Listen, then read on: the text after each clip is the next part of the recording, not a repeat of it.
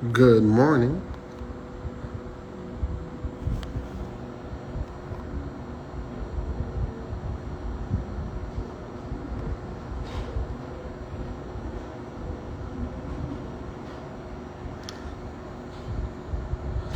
How's it going?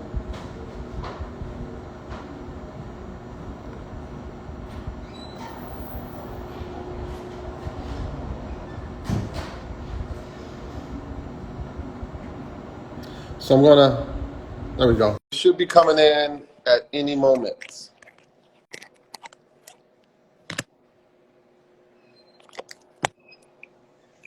Hello. Yeah. How's it going? Good, good. Finally. Yes, we made it. Good. We've been talking about this for a year. Oh, yeah, close to that. Yeah. So how you been? Have you been? What time is it in France? It's um it's 4 p.m. Okay, not bad. No, just perfect. It's a good break from the workshop. All right, cool. Okay, so tell us your name, and then I'm going to get into some questions, and then we'll All talk right. about your journey, how you got to do what you're doing. Uh-huh. Okay, so my name is Benoît Averly, and I live in France and work in France. Good enough. First, what was your favorite concert? My favorite what? Concert, music concert. Oh, concert. Well, that's a tough one. Uh, what was it? It was a concert in Paris a few years ago. I don't remember the name of the band. It was like a collective of musicians. It was about a black music festival, like it was called Africolor, I think. And it was several musicians, both French and from Mali, playing together. And I think that's the one I enjoyed the most. Yeah. Cool. What sound bothers you the most? Phew. Um,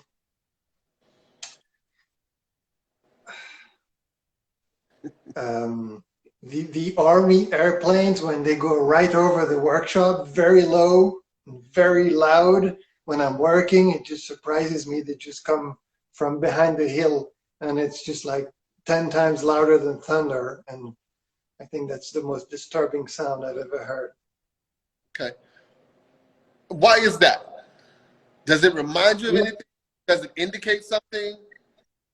it's because first it's really too loud, so if you're not prepared to it, it really surprises you. And I live in the middle of the country, with trees and birds and all that.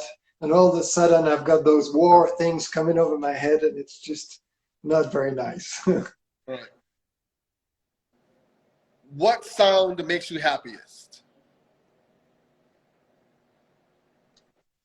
I was not prepared for that. Maybe the cat purring, something like that, or water going down a little stream. So, do you have a cat? I do have a cat. One? He's following the video. All right. Now, is that your first cat? No, no, I've had several cats, but some of them they just left. Some of them have been eaten by the neighbor's dog, and this one looks like he's going to stay. I Wow. hope he stays for a while. Okay. What motivates you? Desire, inner desire to do things. What was the most difficult part of your business and how did you overcome it? Whew, um, I think it's dealing with all the paperwork related to export when I ship pieces abroad and I have to fill a lot of forms for customs and for shipping purposes, and all the contracts and things I need to sign to work with clients all around the world. I think that's the most difficult part because I was not trained to do that. And I have to do it, so I have to learn. I have to learn quickly. So you don't have anyone to do that. You do that yourself. Yes. Well, it depends for where. Like for North America, I have an agent, so he takes care of that. But for all the other countries, I have to take care of it myself. And the question, how often do you do that? Well, I ship abroad several times a month.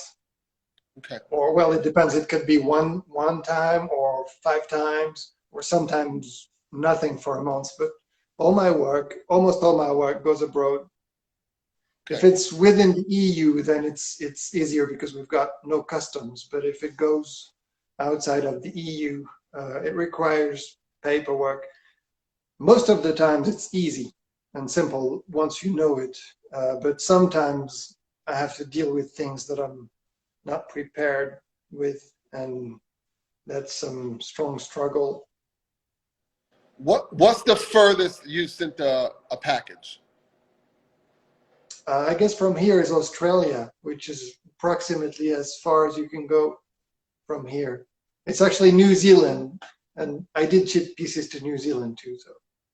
Okay. What would you change about your significant partner or spouse? Well, if I had one, I could tell you. Okay. All right. Where do you find that you're most creative? Is there a certain point of the day? Is there what gets you going? Well, during the day, I'm most creative in the afternoon. Like my creative energy starts, after 12 or 1 p.m. But mostly I need to feel good and feel rested and feel comfortable to be creative. It's when I feel the best that I come up with the best pieces I find. Okay.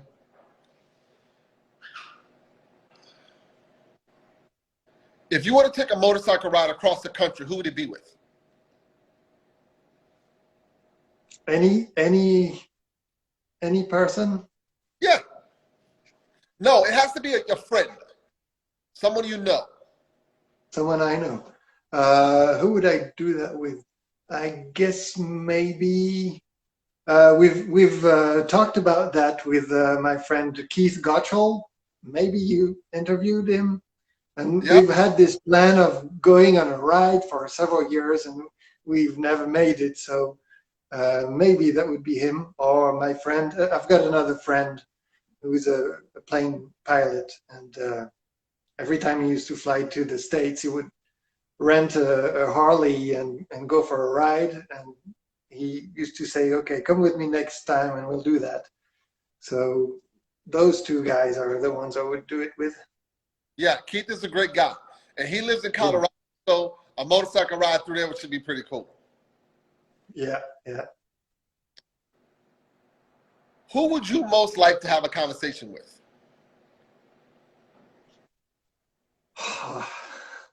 Hey, that's a tough one. Probably someone who's like the opposite of me, someone I don't like the ideas, and I don't know, probably one of the leaders of the rich countries. I won't name any, but someone in power who has a very, very different life. So this way, maybe I would understand a few things. And it's funny you say rich countries, because COVID has shown us none of us are really rich. We're all pretending to be. Yeah, right. What would you want on your tombstone? Oof. Um, a date that at the end of this century. Okay. What is it about your personality that drives your business? I guess I do what I like. I stick to what I like. I follow my own path, and I like, well, creativity and the fact that it's like going fishing. You never know what's going to happen during the day or the week or the year. So it's always good potentials ahead, or bad ones, but I'm looking for the good ones. Right. What is it about your personality that hinders your business? What? The opposite. What is it about your personality that hinders your business? Um, um, hard to tell. um, Maybe I am too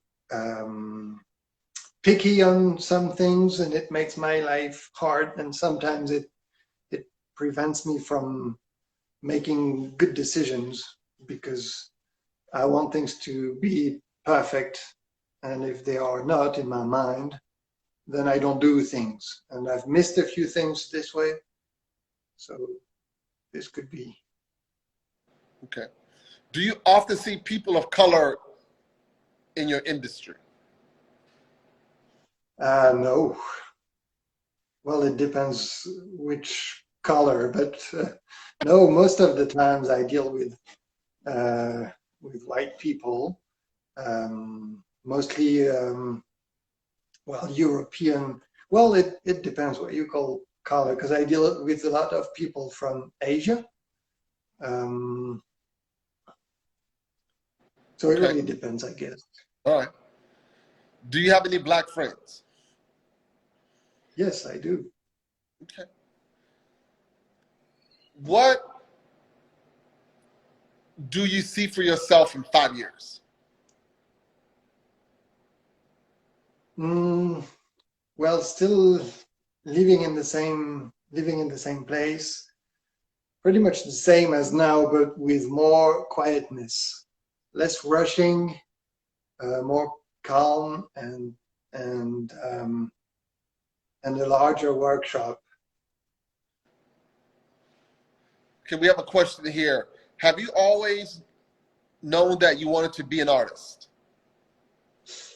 No, I think I have always been an artist. Like I've always been creative, and I've always had ideas, and I've always needed to do things with what I was doing. In school, I would always draw on my papers. I would always come up with things, but I had not realized that I was a creative person until later. And when I started to work with wood, the idea was not to become an artist. It was just to work with wood. So it just came like that. I guess it's in my nature. Okay. So that's it for the questions. We're going to get into your journey. Mm-hmm. How you got started in this and how we got to where you are now. So after graduating from high school in 2000, well, I graduated in 1999. So when I was 19, I had no idea what I wanted to do with my life to earn a living. And so for 3 years, I did uh, trips, like travel abroad, and small like summer jobs, and I would do that. And one day I met someone who had done a 3-day wood turning class, and she had turned, I guess, a spinning top and a tool handle and very simple things like that. And I found it very interesting So I contacted the wood turner she had taken the class with, and I signed up for 8 weeks. And that's how I got started without knowing I would be hooked up like that. I happened to like it really much from the first day, and to be quite good with the tools from the beginning. So I really felt good turning wood. So at the end of the 8 weeks, I bought a lathe. I bought well, all the tools, a bandsaw. I bought an umbrella to go on markets and sell my things. I bought a new car because the umbrella would not fit in my old car, and that's how I started. Wow. So at a young age, you went all in. Yeah. Well, there was no risk. If it didn't work, it didn't work. It was Right. not a big investment like being a carpenter where you need to buy lots and lots of machinery, equipment and all that. I was going to buy my lathe anyway. So for a few €1,000, I had everything. So if it didn't work, I would have gone back to doing other small jobs or. Right, and it's still a hobby. So that was a good thing because it was not a challenge. It was not one day I took the decision.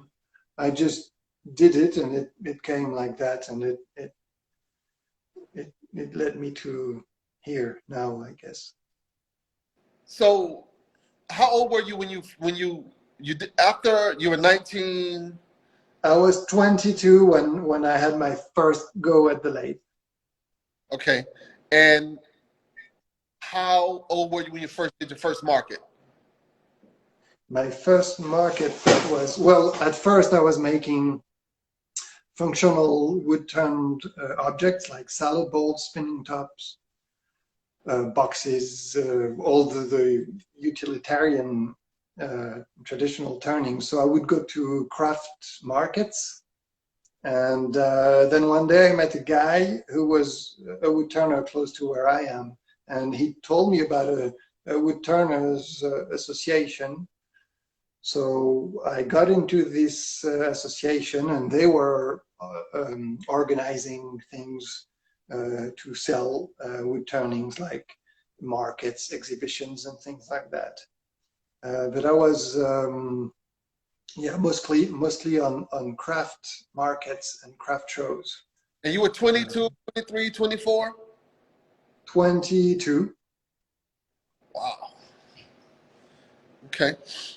Now, were you still at home with your mom, or were you supporting yourself?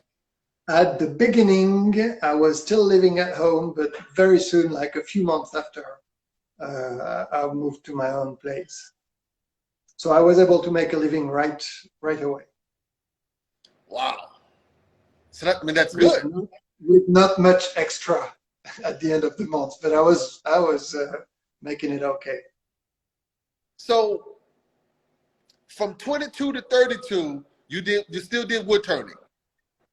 No, from 22 to maybe 26, 7, like for 5 years.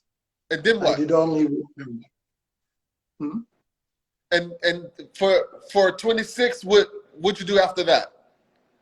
Well, I started to decorate my turnings with a bit of carving, and this led me to the sculptures I'm doing now. So it was a slow progression or slow evolution from the purely turned items to the sculptures I make today. At first, I would put texture on my boxes, I would put texture on my bowls, and then the shape became larger. And one day I realized that I didn't have to use the lathe all the time, and I was legitimate to just take a piece of wood and work on it with other tools and make sculptures instead of wood-turned items.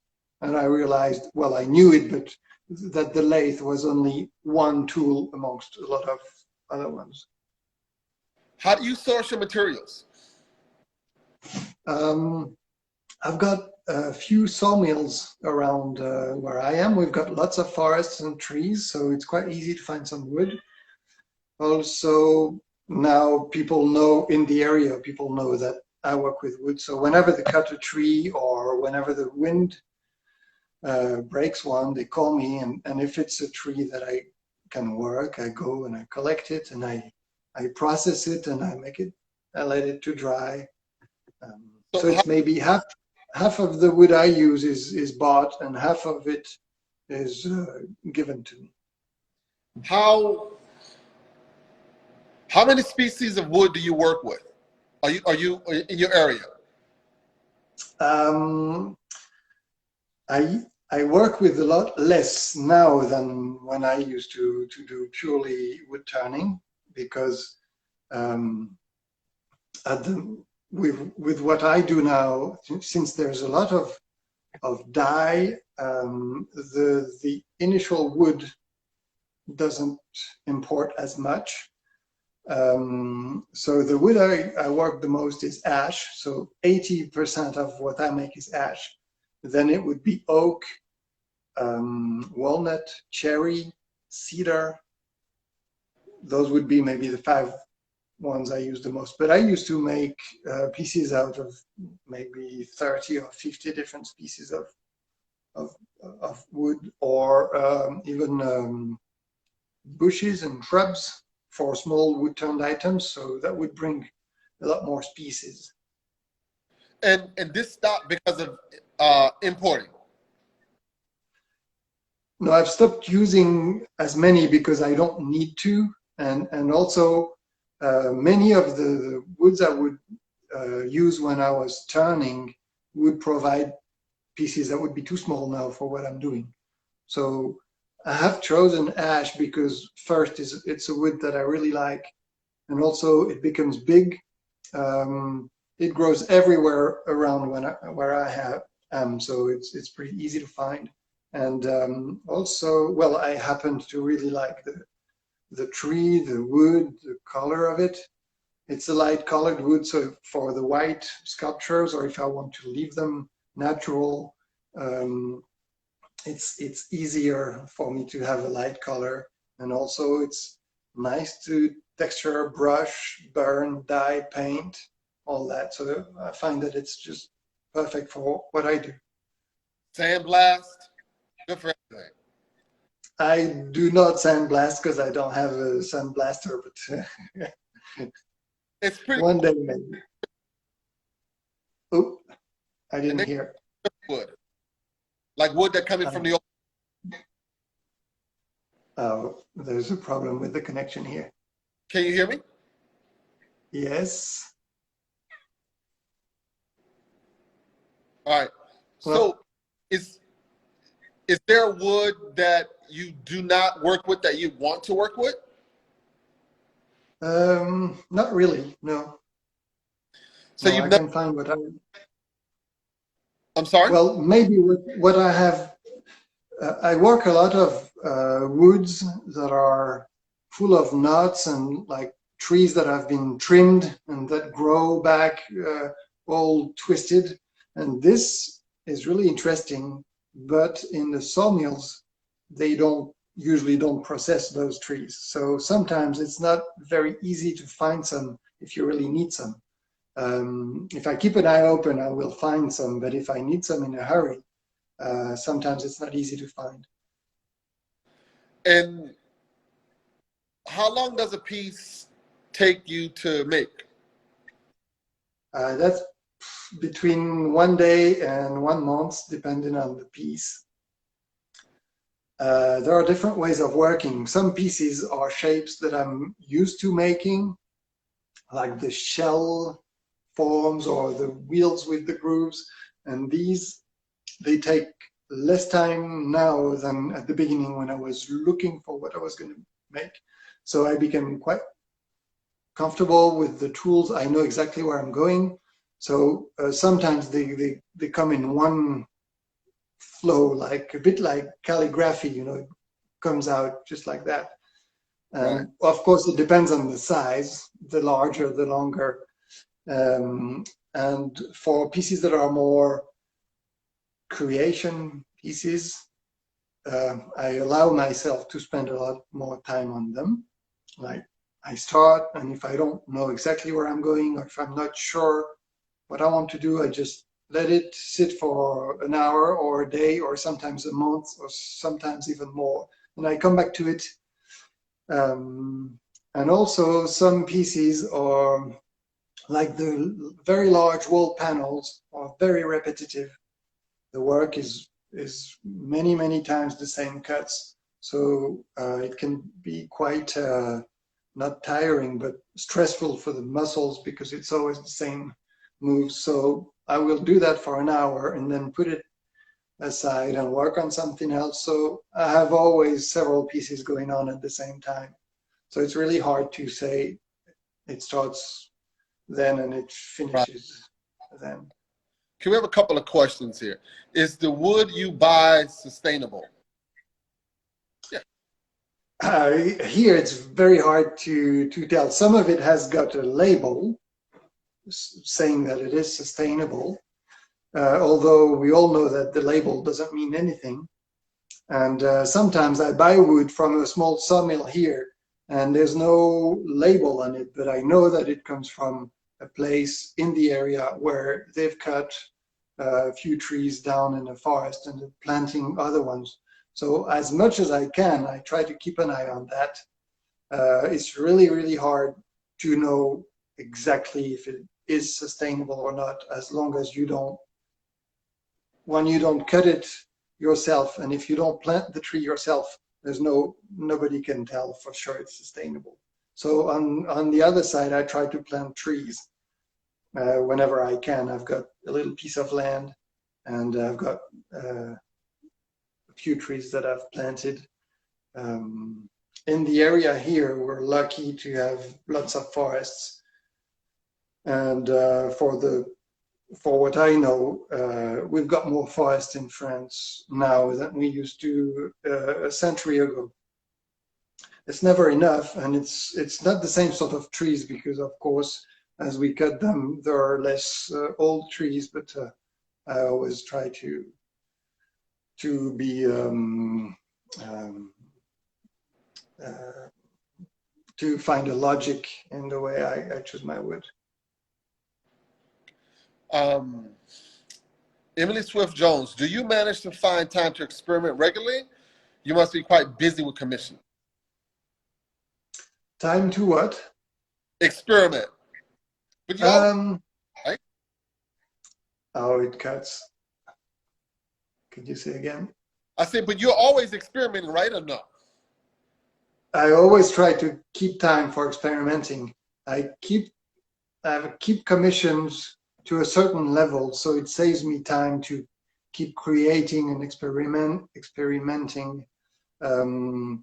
I would need more time to experiment. I never have enough, but I've got periods of times that I save for that. I go into the workshop and I have no plan, and I pick a piece of wood and I just play with it and I experiment. So this is why I often tell my clients that commissions now are for like 6 months ahead or more, because I need some time.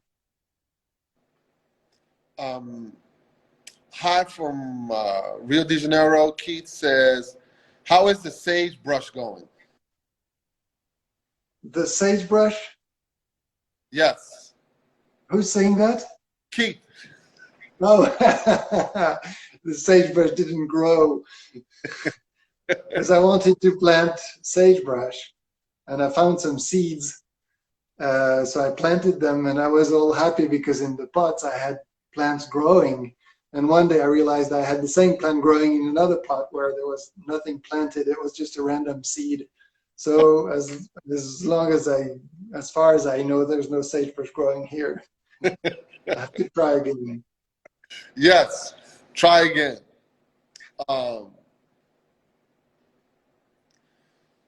So can we, not at the moment, but will we ever get a shop tour?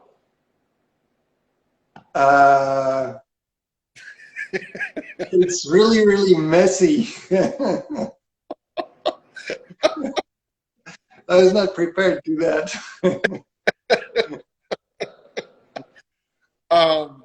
So we'll, if possible, we'll get to it later. It was just something that popped up that I didn't want to forget. How,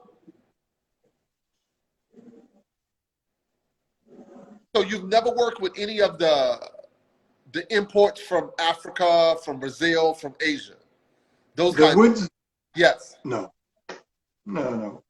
I have no interest in that. And it makes no sense to me. I've got lots of wood here. Yeah, but that's my motto.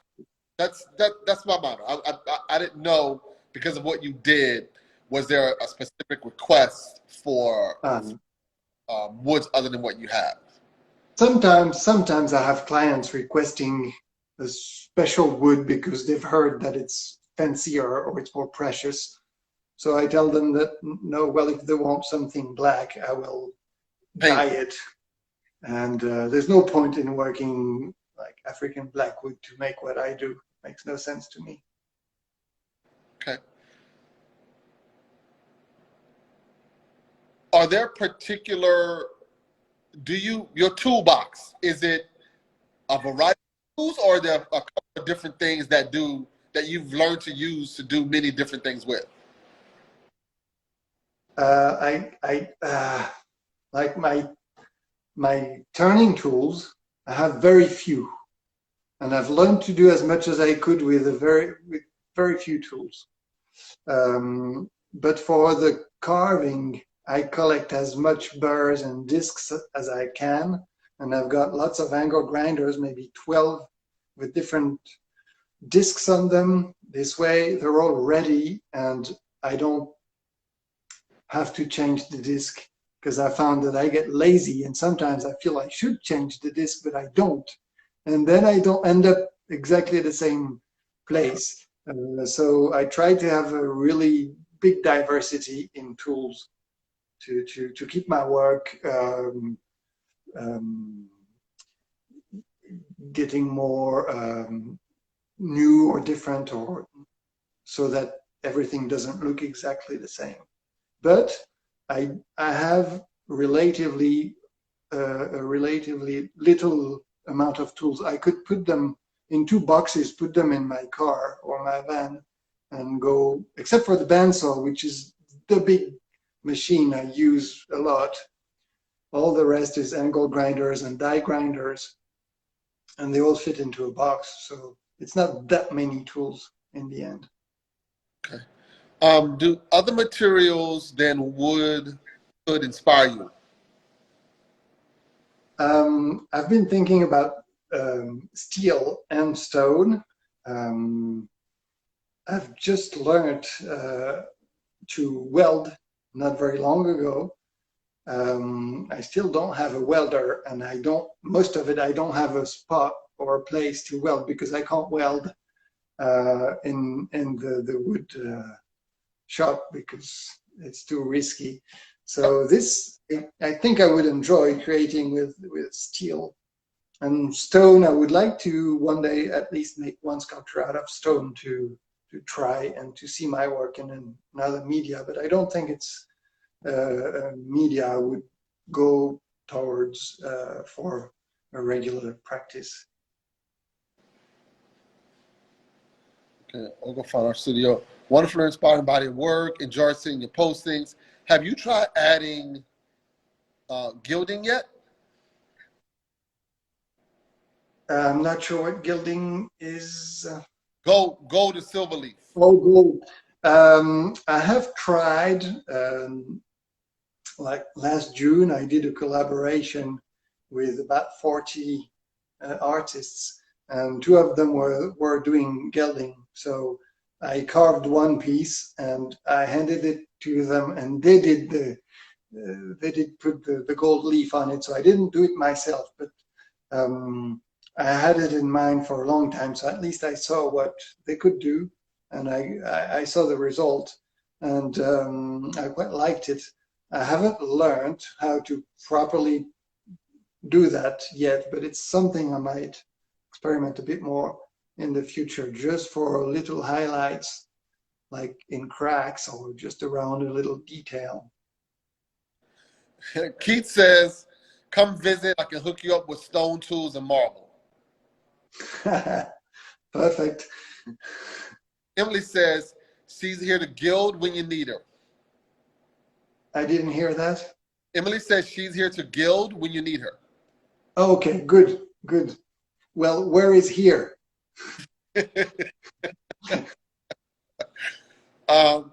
Emily, where are you from? Do you do your own photography? Yes, I do. Yes. Randy Perrin Boom says very good. Yeah, you're excellent shot. Is the photography, is that something you learned to do or it just happened? I just learned myself. I didn't take photography classes or anything. I just bought a camera, backdrop, and I tried, and did the same as with the carving and the sculpting. I bought tools and I tried and I saw what it did. So the photography has always interested me, but I've never properly learned. It's all I've all learned myself. Emily says she's in England, but she knows a gilder in France who can teach you. Send them the info. Okay. Good, good. We're going to do some good connections here. Yep, relationships are always good. This is Jeff Whitney. Jeff, I don't think he's ever thought of living in Cleveland. Me going to Cleveland? No, I've got big roots here, so I will stay here, but I will be happy to visit Cleveland. Yeah, I don't know. Maybe there's a reference to stone or something. I don't know, but Cleveland's in the middle of America. I don't know. So no shop tour. Well, if you insist, I can do that, but it's really messy at the moment. You work. All right. You want it now or? Yeah, we can do it now and ask questions in the process.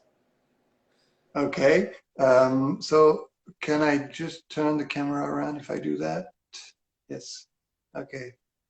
Well, this is not my workshop, but this is my showroom, storage room, finishing room. So I've got, well, you can see I've got sculptures here. The view from the place. Nice. See my driveway, so I've got trees all around. Every year there's less and less trees. I wonder why, but they end up here. Let me get up, and it's quite dark in here. So it's messy here. I've got pieces here that are going to be shipped soon, so they will go into that crate here.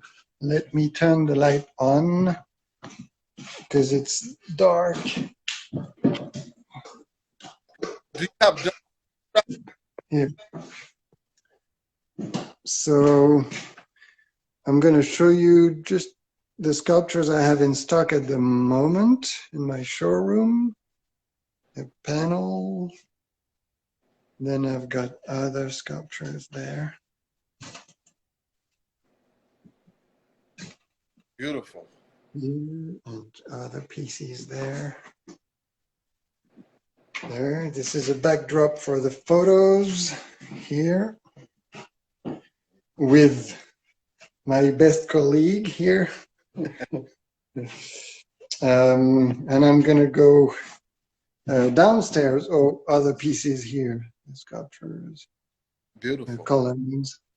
This is all the packing stuff here, quite messy. Do you still turn? What's that? Do you still turn? Not very often, but when I need to get something really round, I do have my lathe ready to run. And I think one day I will take wood turning as a hobby. So one of my best tools here, the van. So the workshop is here. This is this building here. So I've got wood here under the tarps there, and also here and under the shed here. And I work a lot here on that. That's an architect's table, so it can go up and down, and I can tilt it, so I can adjust it to the correct height and preserve my back as much as I can. So I've been working this morning. I've got lots of shavings here, lots of wood everywhere, tools, very, very important. And then we're gonna get in. So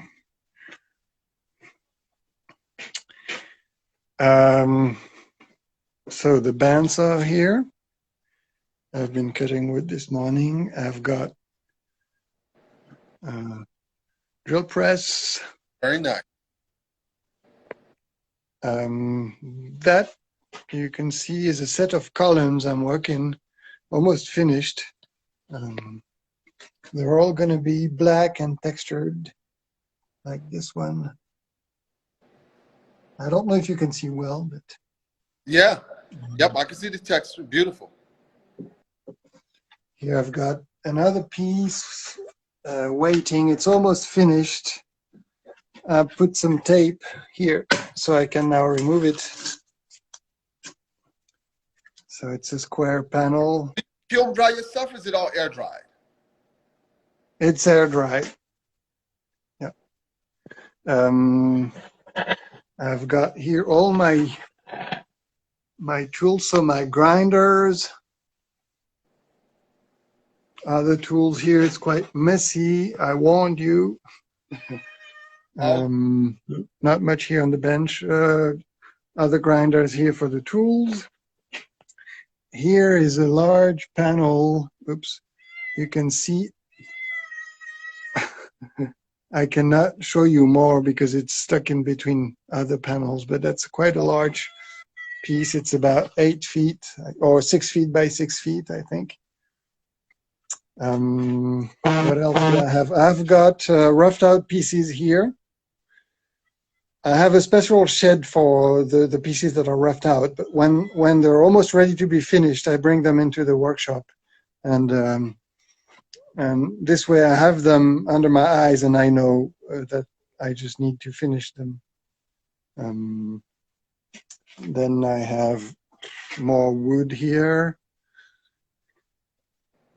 The most precious stuff in the workshop are all the burrs here. Rotary chisels, saber tooth burrs. These are RU rasps here, those here, very, very nice rasps. And the small ones to put in the Dremel. Lots of brushes for all the sorts of dyes. And a few pencils. Since I always lose mine, I've got a box full of pencils, and there's always one around. And all the finishes here, the dyes, the waxes, the pigments, and all that, measuring tools, calipers, templates. What else can I show you? That's about it. It's a small space in the end. I've got another workshop, like another place where I've got let me get back here. I've got a planer and thicknesser at my parents' because I have no place here to have it in the workshop. But when I need it, I can go there and I can do some glue ups and things like that. Right. Well, I have I not covered it? Am I missing anything? I don't know. Do you feel you are, or? No, I think we've covered it. Good. Good, and it just started raining quite hard here. It's really gray today, but it's a nice autumn day.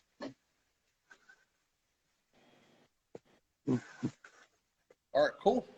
Well, I thank you very much for your time. I really, really appreciate it. This is going to go up on the page, and it would also be on YouTube. All right. Okay. Well, thanks to you. Thanks a lot for inviting me. Absolutely. And if any of the people who were following have questions, they can DM me on Instagram, and I will try to reply if I've got the answer.